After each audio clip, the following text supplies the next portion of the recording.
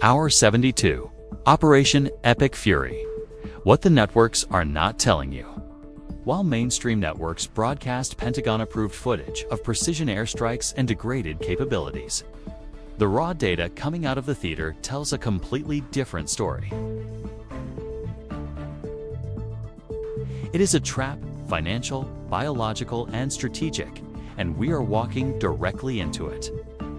To understand why Iran will never surrender, why they are hitting airports and energy terminals, and moving toward desalination plants, why they are pulling Hezbollah and the Houthis and every militia they have left into this fight simultaneously, you have to understand what happened in the 24 hours before the first bomb fell. On the morning of February 27, 2026, one day before Operation Epic Fury launched, Oman's Foreign Minister Bader al-Basidi sat down with CBS News anchor Margaret Brennan on Face the Nation. He described in specific detail what Iran had just agreed to at the negotiating table in Geneva. Not vague promises. Specific, verifiable, historic concessions. Iran agreed to zero stockpiling of enriched uranium, meaning no accumulated material that could ever be converted into a weapon. Iran agreed to full, unrestricted access for International Atomic Energy Agency inspectors at every nuclear site. Iran agreed to irreversibly downgrade its existing stockpiles to the lowest possible level, converting them to fuel that could never be weaponized again. Al-Basidi told Brennan plainly, "A peace deal is within our reach." He said technical talks were already scheduled for Vienna the following Monday. A fourth round of negotiations with Steve Witkoff and Jared Kushner was being arranged for the week after that. The channel was open. The framework was on the table. The deal was days away. Trita Parsi of the Quincy Institute for Responsible Statecraft noted that for Oman, a nation known for absolute diplomatic caution, to go public on American national television was itself extraordinary. Oman does not grandstand. Al-Basidi going on Face the Nation was a message, not a press appearance. The message was, diplomacy is working. Give it the space it needs. Within hours of that broadcast, the bombs fell anyway. No address to Congress. No public intelligence briefing. No explanation of why the deal on the table was insufficient. A post on Truth Social, and then 200 Tomahawk missiles. Joshua Shear, writing for ShearPost on February 28th, documented the timeline precisely. The central justification for war, that Iran refused to give up its nuclear program, was being diplomatically neutralized in real time. What was preempted was not a nuclear breakout. It was a breakthrough. There is something else the networks are not telling you.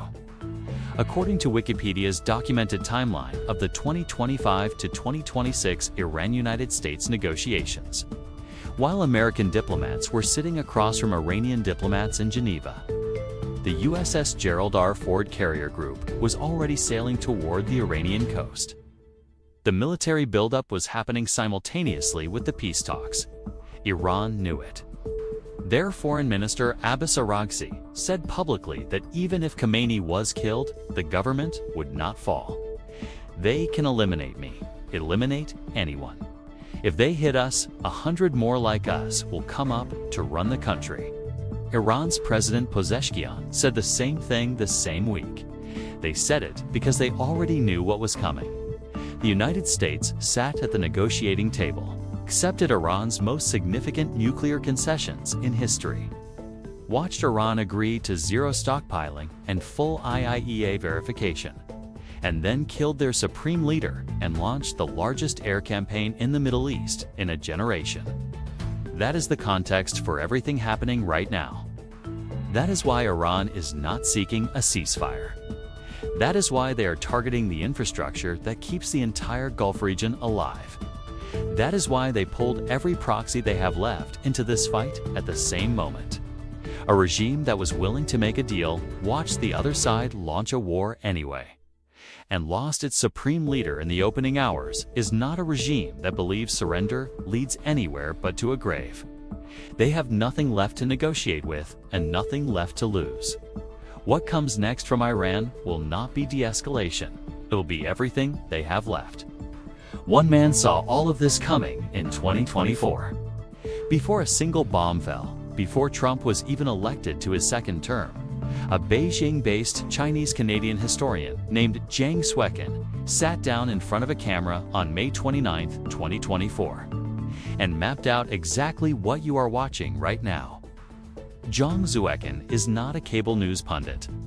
He is a Yale-educated historian, educator, and geopolitical theorist. He runs a YouTube channel called Predictive History, where he applies structural historical analysis and game theory to forecast major world events. His May 2024 lecture was titled, "Why America Will Invade Iran and Lose." When he recorded it, Joe Biden was still president. Trump had not yet survived 2 assassination attempts. The lecture got almost no views. Now, as reported by Newsweek, his channel has gained over 100,000 subscribers in 3 days.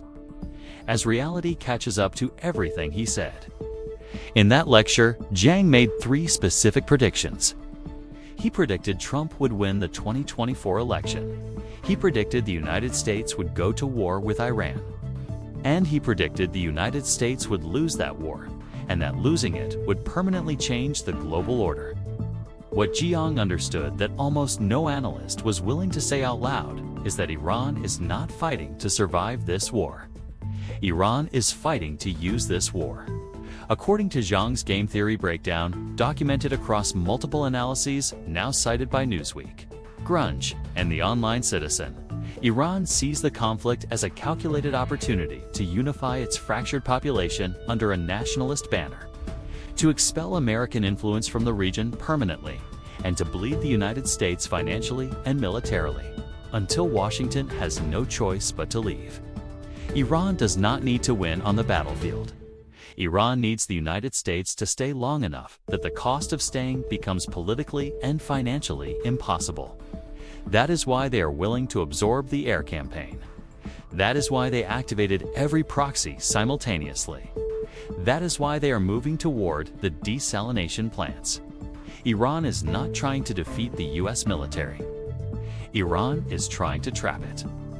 Zhang's description of what a ground war in Iran would look like is chilling to read at hour 72. He told his students that once American troops entered Iran's mountainous terrain, they would not be soldiers. They would be hostages. To win a war, Zhang said, you need to avoid encirclement, mass your forces, and protect your supply lines. Iran's geography makes all of this nearly impossible. He estimated that controlling Iran would require at least 3 to 4 million soldiers, a number he called militarily and politically impossible for a US military, already reliant on outsourced manufacturing and struggling with recruitment. But the piece of Zhang's analysis that nobody in mainstream media is discussing is what he predicted would happen inside the United States when American soldiers start dying at scale in Iran. The moment that Americans start dying in the Middle East, Zhang told his students, the moment they institute a draft, it will create chaos in America. People are going to protest. People are going to revolt. He predicted that the resulting domestic division between those defending the old American empire and those rallying behind Trump's America First would push the country towards civil conflict.